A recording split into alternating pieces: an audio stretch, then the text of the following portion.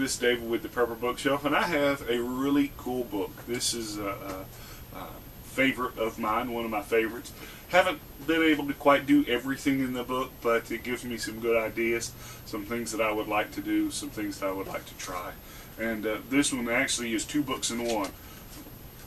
Sunshine to Dollars, which talks about how to capture free solar energy at little to no cost. And if you flip it around, it's got Surviving the Blackout of 2003,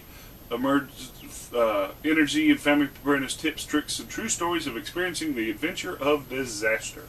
Right? They're both written by Stephen Harris, who runs an interesting little website. But book talks about how to get free or low-cost solar panels. Pretty interesting trick. I haven't quite been able to pull it off, but I haven't really done the work to really try it. Talk about how to get free glass, how to get free mirrors, what to do with all those glasses and mirrors on solar panels, how to use, basically, how to get energy from the sun.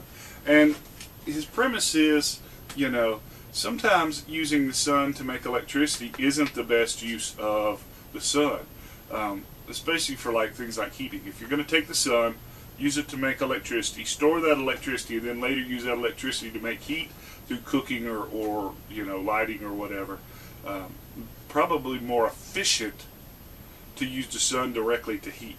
My idea for my solar dehydrator came out of this book. I built a solar oven based upon ideas from this book. This book and Sam Rojas from Green Power Science kind of gave me the idea to do that parabolic solar cooker that I made. Anyway, for the size of this book, there's a whole lot of good information in it. Lots of good pictures, lots of good tips, right? Pretty good book, and I would recommend you getting it.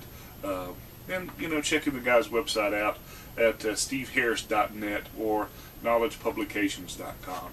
Really, the only thing I have to say is, do not sign up on mailing list on both of them. I did that, and so I was getting the same email twice, and it took me forever to get it fixed. But other than that, that's my only problem with this, and I think it's a great website. Got a lot of other good quality books to get, but if you could pick this one up, it'd probably do you some good. Alright, so there you go, and I appreciate it. Till next time, go always catch online, www.purplebookshelf.com.